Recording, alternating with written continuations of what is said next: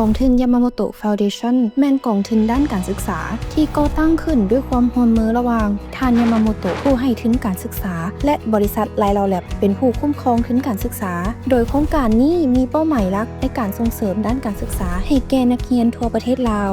กองทุนนี้ถือว่าเป็นความมุ่งมั่นในการสร้างโอกาสให้แก่เด็กและเยาวชนที่ต้องการโอกาสในการศึกษาโดยได้ดำเนินโครงการด้วยการคัดเลือกนักศึกษาที่มีความตั้งใจจริงในการศึกษาหำเฮียนต่อ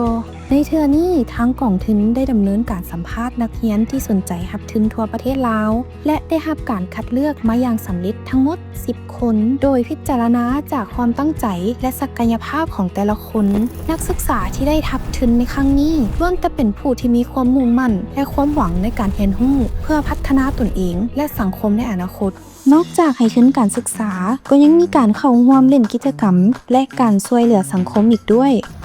อันนี้กับทีมงานเนาะพวกเขากะเบิ่งว่ามัน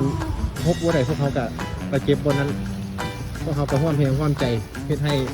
สภาพแวดล้อมของพวกเขาน่าอยู่หลายขึ้น4 คนอ้ายมา4 คน4 คนอ้ายมา4 คนแม่น้ำหลังจากที่รู้ว่าตนเองได้รับทุนการศึกษาจากกองทุนยามาโมโตะฟาวเดชั่นน้องก็รู้สึกดีใจและภูมิใจหลายเพราะทุนนี้เป็นโอกาสอันมีค่าสำหรับน้องเป็นเกียรติภูมิใจ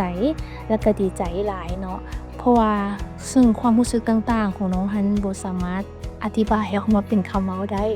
ตัวน้องเองรู้สึกดีใจและก็ภูมิใจอย่างยิ่งเนาะที่ว่าได้เป็นอีกหนึ่งในผู้ได้รับทุนการศึกษาเพราะว่าทุนการศึกษาดังกล่าวเนาะถือว่าเป็นอีกทุนนึงที่ว่ามีความหมายความสำคัญอย่างยิ่งสำหรับตัวน้องเพราะว่าได้สนับสนุนน้องในด้านต่างๆโดยเฉพาะก็คือในด้านของการศึกษาน้องมีความรู้สึกเป็นอย่างยิ่งที่ได้สร้างความฝันอย่างแท้จริงและได้ตั้งเป้าหมายของน้องอย่างชัดเจนให้ถ้าน้องสามารถผ่านปัญหาและอุปสรรคต่างๆย้อนกันช่วยเหลือของทางมันบ่เพียงแต่เป็นการสนับสนุนทางด้านการเงินเท่านั้นมันยังเป็นโอกาสที่ได้ให้น้องสามารถไล่ไปตามเป้าหมายของน้องจนถึงทุกวันนี้กองทุนของการศึกษายามาโมโตะแล้วนอกรู้สึกประทับใจหลายและรู้สึกโตโจทย์ไหนต่อกับการศึกษาของน้องซึ่งกองทุนยามาโมโตะจะให้กับช่วยเหลือมูลค่าและการเรียนพี่น้องแล้วดัดมูลค่าแม่นมีคนหมายและอีกโยกไหลต่อกับดัดการศึกษาของน้องดิง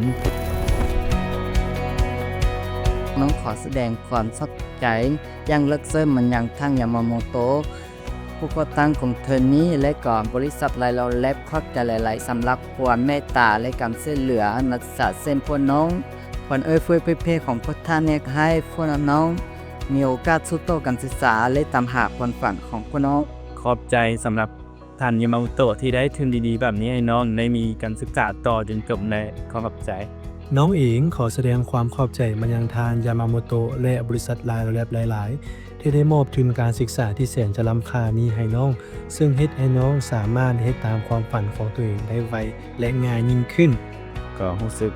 เป็นเกียรติอย่างยิ่งขอบใจมายังท่านยามาโมโตะและก็ขออวยพรใส่อันประเสริฐมายังบรรดาท่านโดยเฉพาะแม่นบริษัทไลลอแลบและท่านยามาโมโตะขอให้มีสุขภาพเข้มแข็งปราศจากโรคภัยไข้เจ็บปรารถนาสิ่งใดขอให้ได้สิ่งนั้นให้น้องเองต้องขอบใจมายังท่านยามาโมโตะที่เห็นถึงความสำคัญของการศึกษาสำหรับเด็กน้อยหรือวัยหนุ่มลาวโดยเฉพาะก็คือพวกน้องต้องขอขอบใจอย่างยิ่ง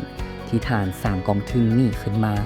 ให้พวกน้องมีโอกาสเข้าถึงการศึกษาที่ดีขึ้นอยู่ในหัวมหาลัยของพวกน้องและน้องเองก็คำมั่นสัญญาว่าน้องจะช่วยทุนการศึกษานี้พัฒนาตัวน้องเองเพื่อล่อล้อมให้น้องกลายเป็นบุคลากรที่มีคุณภาพให้กับสังคมลาวและน้องขอขอบใจมายังโครงการไลลอแลบที่คือการสนับสนุนที่ดีตลอดมา